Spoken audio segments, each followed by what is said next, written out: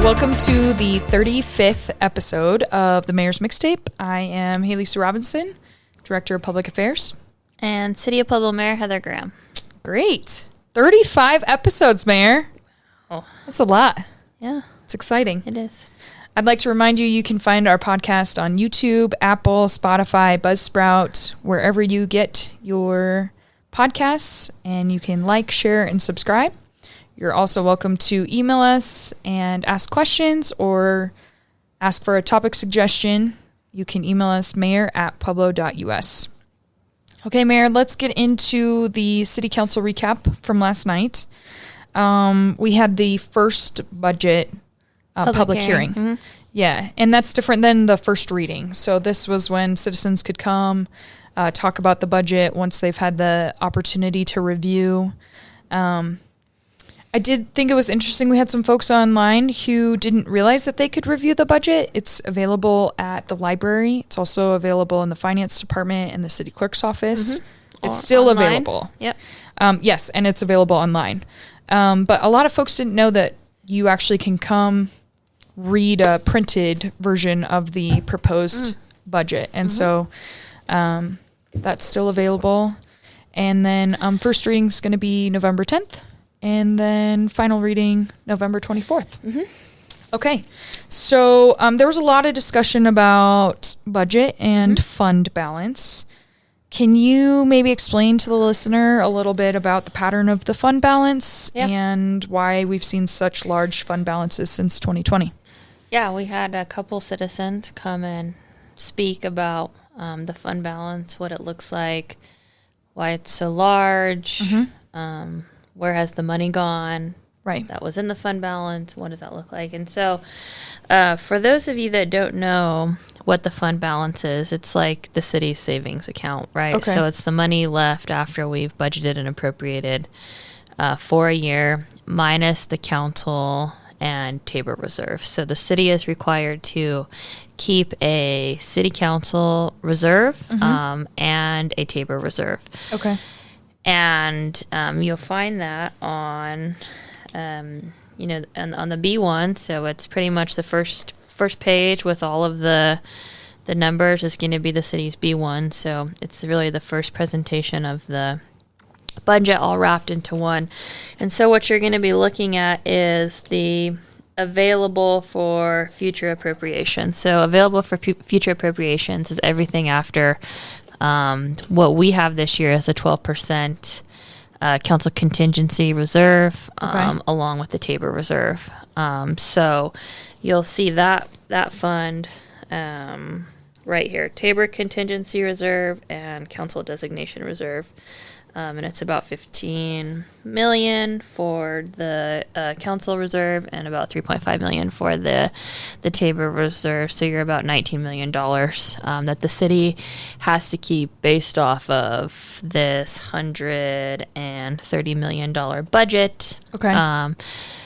If something happens, right? So this is what some folks refer call to the rainy day fund. Yeah, exactly. Yeah. Well, I mean, not really. Like if it's a need, if something. Sure. Catastrophic happened in the city, we would have that reserve that's mandated through our budget process. Okay.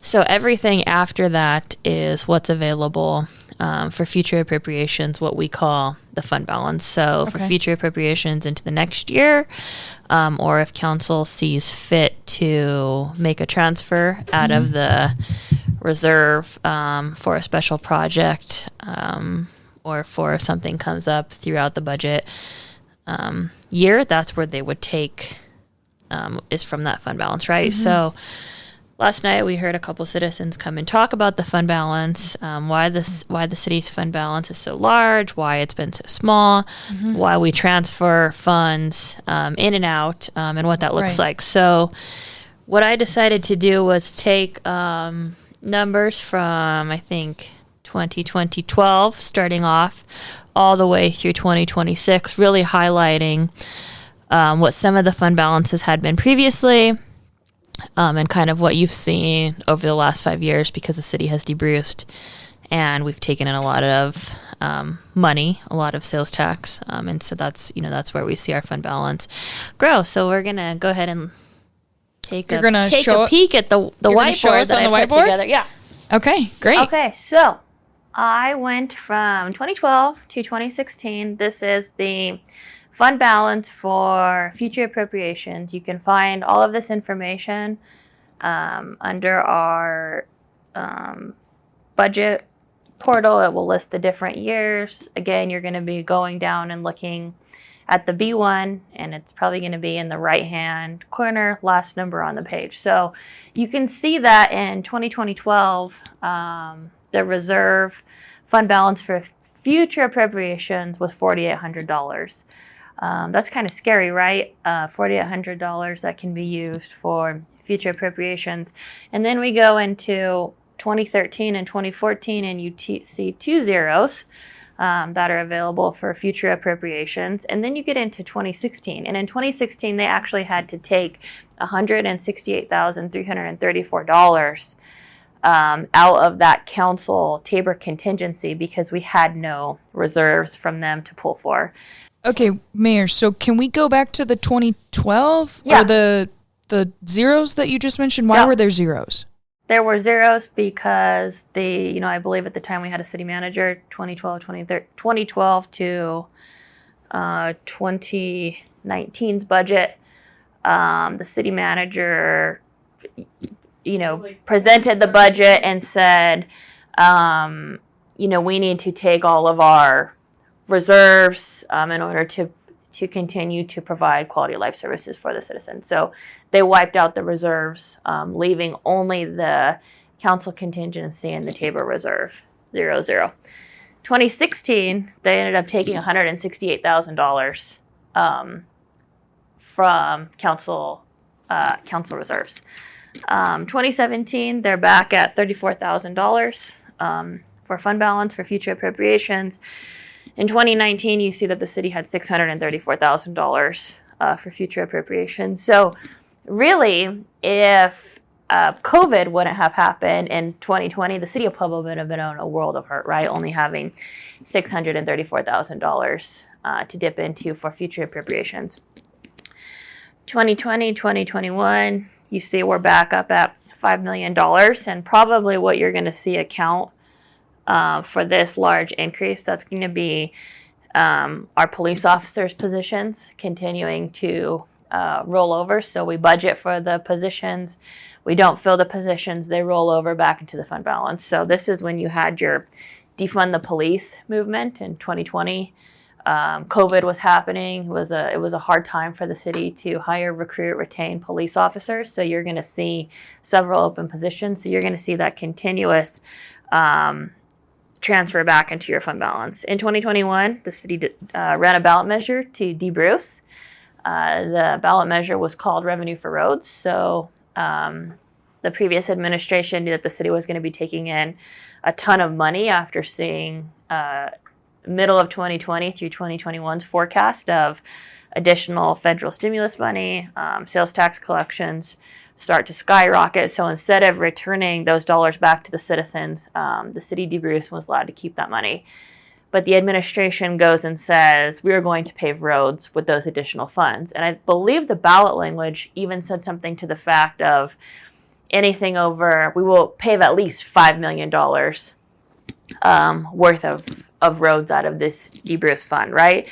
So that happens in 2021. The voters vote on it. So 22, 23, 24, and into 25, you're really going to start to see the city, because of the debrucing that we did, start to take in a ton of money. And you're going to see that fund balance jump up to the highest point in 2022, which is $27 million available for future appropriations. So when we say available for future appropriations, this is money that we forecast that we are going to take in.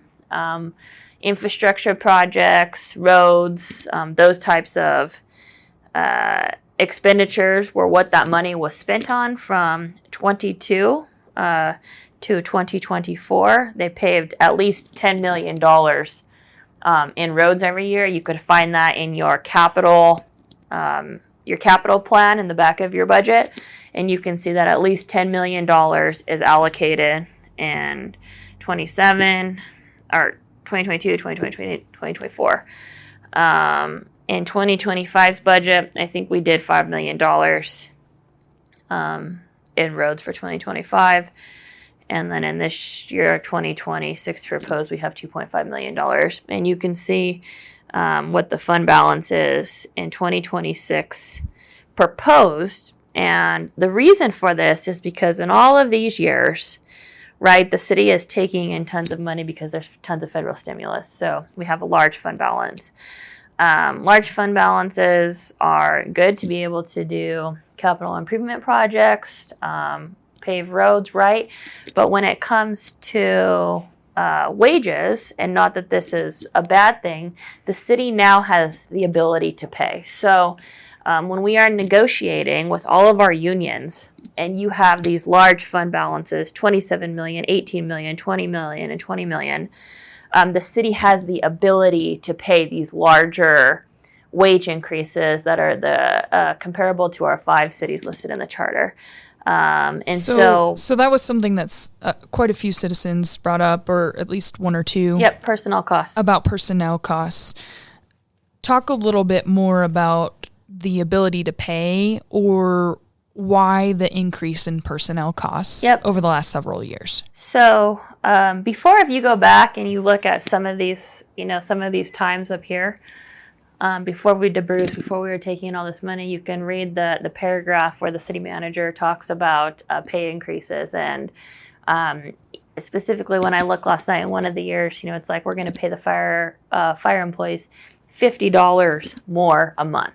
And so they're going off by dollar increments instead of percentages. There were times when they talked about 25 cents an hour, 10 cents an hour in some of the budgets, because at the time the city had an inability to pay, right? You're dipping into your council reserves. You have $34,000 left in the city's savings account for future appropriations. And all of these times, the city does not have an ability to pay.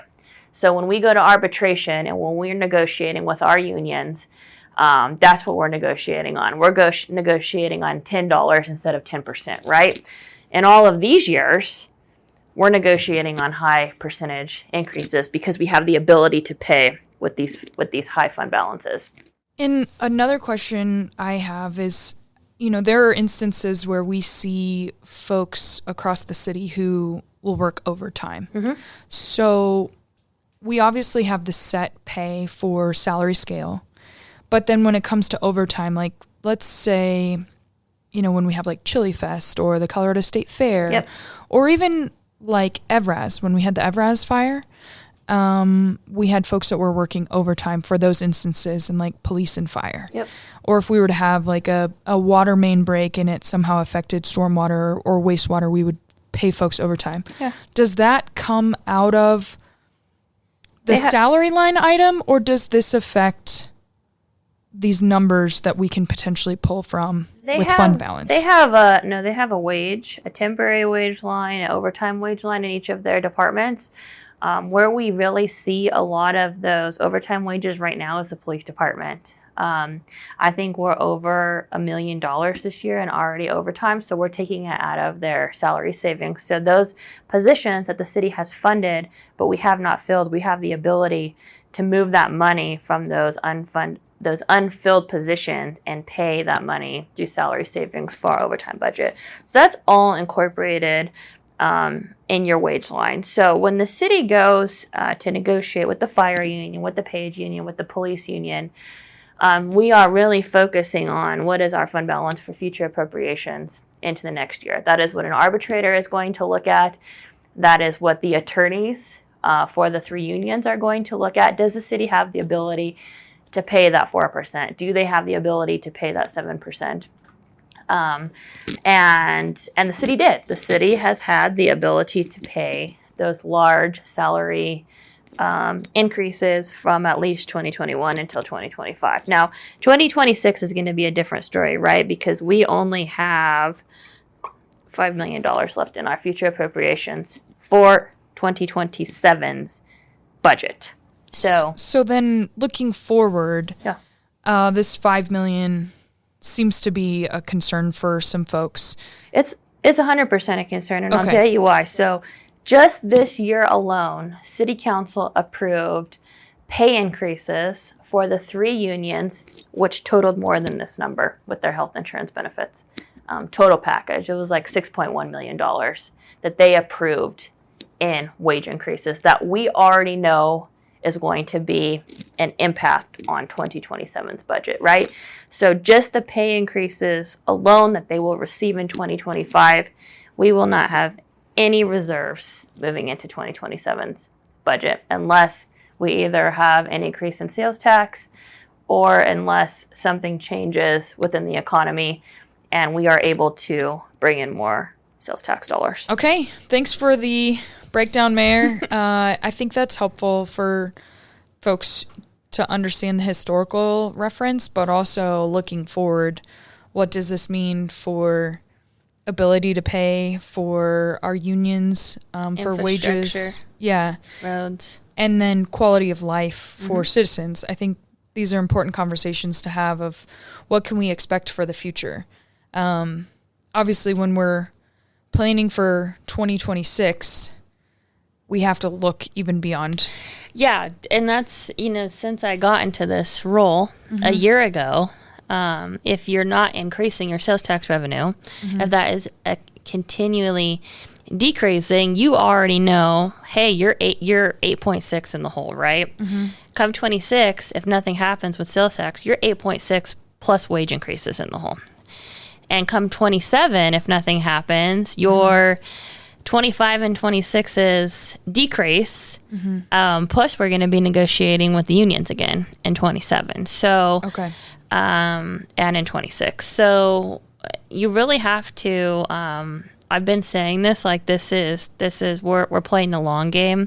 I'm not just budgeting for 26. When I look at 26, I'm budgeting for 27 at the same time, knowing where we can cut, seeing what makes sense, and seeing how much money we're going to be able to move back and forth between that fund balance, knowing how many police officers we have, right? Because a lot of the time, those dollars that you have seen roll over year after year is because that we've had a shortage with our police department. Yeah, it's from salary savings. Yep. Okay. Anything else we need to know about the budget right now? I don't think so. The public hearing will be on the... Well, the first reading will be the 10th. Yep, and then the public hearing will be 27th. the 24th. Well, and then that is where citizens can also come. Yep. And speak. They have another public hearing opportunity. Yep. And that is where City Council could also make amendments if they chose to. Another thing that I heard last night, and I just want to make sure that this is clear, is that the department directors were not asked to, come and present their budgets like they had done in previous years. Last year, some departments were requested to come. I think we had 5 or 6: fire, police, parks, public works, IT, I think. IT, stormwater, maybe. And this year, City Council did not request any directors come before City Council to. So that's why we didn't have to those present. reports? That is why we didn't have any of the reports. If it was requested, we would be more than happy to come and present line by line. There's 8,000 lines in this. That is why we had the previous 26 meetings, also to bring City Council up to date, where you could sit and you could go line by line per department and hear directly from the department head on what they want or what their needs are, where their decreases can be met. And so that was a request that did not come from the City Council for 2026 proposed budget. Okay. And since I have presented it as of the 20th, we have not been asked to come and present any additional follow-up at this point. So there's still some time left in between. So if there's citizens that want to request to their city council person for, hey, I want to see the police department's full budget, can Chief Nora come and present what that makeup is? Any of the directors would be happy to come and present their entire budget in front of City Council. And they have those prepared because they have already had meetings with you. Yep. So it's not like it's new information they have to prepare. Nope. Okay, I understand. Yep. Great. Okay.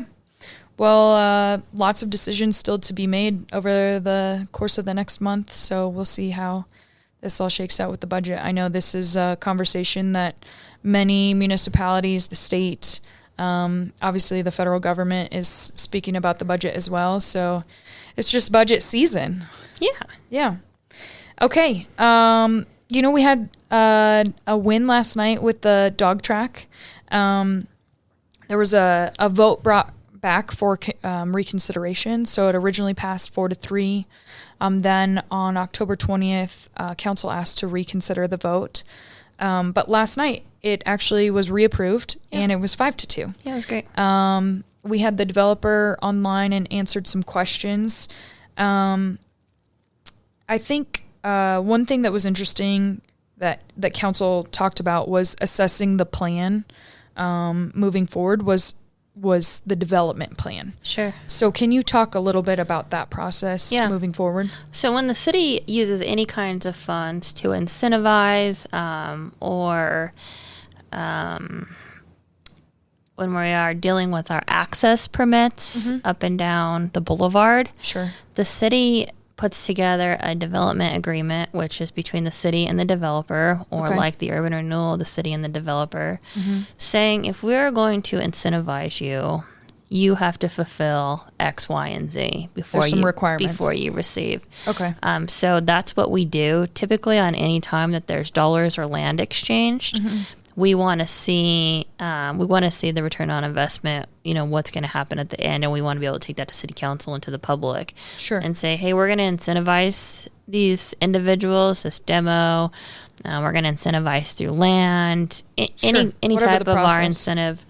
We're going to do that, and this is what the developer is going to get back. So last night was just the moving of the funds into this project, and now we will be working with the developer to put a development agreement plan together, in which city council will have to approve, which is really going to give milestones that the developer has to meet to make sure that they're using the funds the way that they were supposed to. Holds them accountable. Sure. Yeah. Okay. And I think that was one thing that we heard from council was just making sure that they felt that the public and they as council still had the ability to approve the plan moving forward. Yeah. That it wasn't just, hey, we hope to do this, and then if we don't do it, bummer. And so what I heard was it helped me understand that this was an appropriation of funds, and then the plan will come back for approval. Yep. And so essentially the city is part of the process every step of the way. Right. There's not a spot where the developer just gets to go rogue and says, you know what, I said I wanted to do a hotel, but we're going to put up another gas station. And, a lot of people in Pueblo are like, we don't want another gas station. And so we, the public, then won't be disappointed. Yep. Great. Yeah. Cool. But also exciting too, because I think a lot of folks are just ready and happy to see something which used to be vibrant and thriving and now has become such an eyesore down, and an opportunity for something new to be presented. I think it's really exciting. Yeah. I'm glad that it worked out, and it's moving along. Cool. So we'll see more of that coming forward probably in the next couple of weeks or months. Yep. Great. Yeah. Cool. Another exciting pass last night was the Small Business Window Repair Mini Grant Fund. Yeah. These funds, it was $50,000, and that is being appropriated from the American Rescue Plan Act interest. Yep. And this can help up to 50 small businesses through a reimbursement program. So talk about how this program will work. Sure. So and kind of next steps. It's really for, broken glass, windows, etc.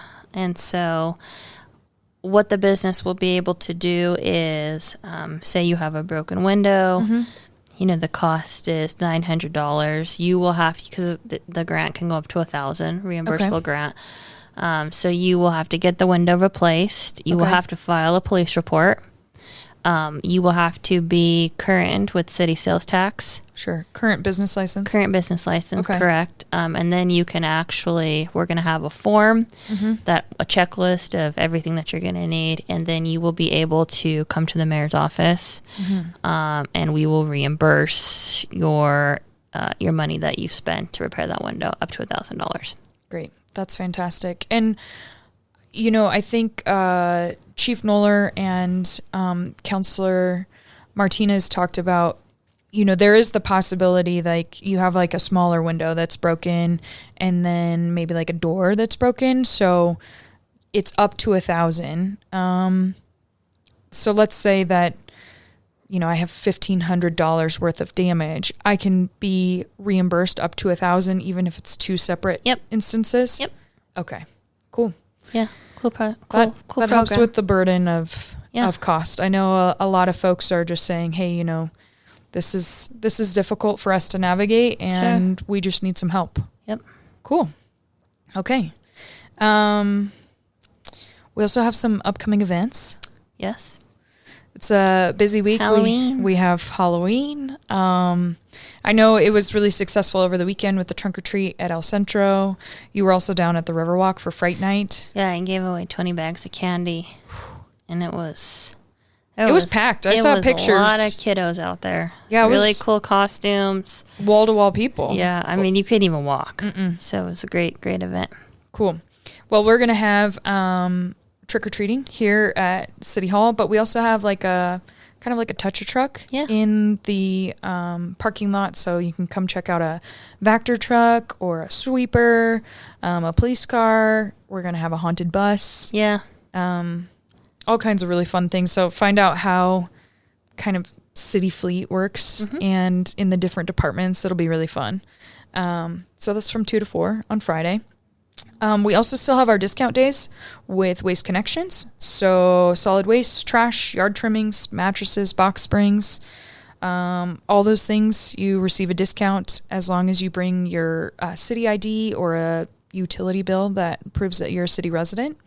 And the Southside Landfill, they're open Monday through Friday from 7 to 5 and Saturday 8 until 1. And it's located at 5715 West State Highway 78. So that you can take advantage of that until Saturday this week. And then, we'll do the podcast next Tuesday, but next Tuesday will be Election Day. Yep. Important day for the city, important day for the county, important for everyone. Yeah. So if you have not turned in your ballot, you should do that. Or go vote on Election Day at one of the polling locations. Yep. So very excited to see how that all turns out. Anything else? Any other upcoming events that we need to know about? There's so many. I mean, I know. We have the EDCC here all week, right? We can talk about that next week. Yeah. As it concludes. We have 300 economic development, nonprofits, for-profits. Yep. Teams here, and I met some folks from other municipalities in the state. Yeah, I went to their opening dinner on Sunday night, and they, people were like, oh my gosh, Pueblo and the Riverwalk, and your weather, everything is so great here. There was some people who had come from Palisade, and there was some snow on the way. Oh, so sure. They were like, it's so hot here. Well, and even though it was kind of cooler on Sunday, they did a golf tournament, and everyone was super excited. Most people don't realize, from across the state, like I'm a golfer, so I love fall golf is like the best. But I mean, you can play golf even January, February here in Pueblo because you get a nice 50-degree day. Yep. It's pretty awesome. So like people from Palisade, I mean, even sometimes people from Denver, like, I can't believe how great your weather is. Yeah, it's interesting to hear people's perspectives on Pueblo outside of the community.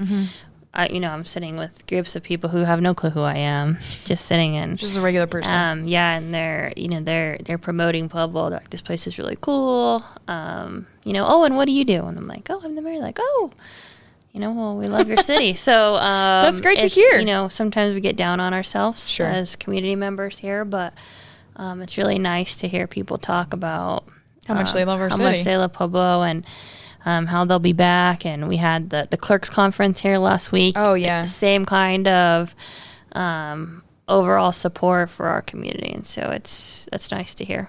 I talked to a couple folks from the clerks conference who either had lived in Pueblo previously or had visited previously, and they were just so happy to be back. And so I think for those of us who are from here, it's always a really nice reminder just to hear folks who like the city we live in. Absolutely. It kind of gives you a little fresh perspective of like, yeah, Pueblo's awesome. Yep. Yeah. Agreed. Cool. Okay, anything else, Mayor? That's it. Great. So we will see you next week. You can find us on Apple, YouTube, Spotify, Buzzsprout, wherever you get your podcast. You can also watch us on local channel 17. And share the podcast, like, subscribe. And if you have questions or topic suggestion, you can email us, mayor@pueblo.us. And we'll see you next week.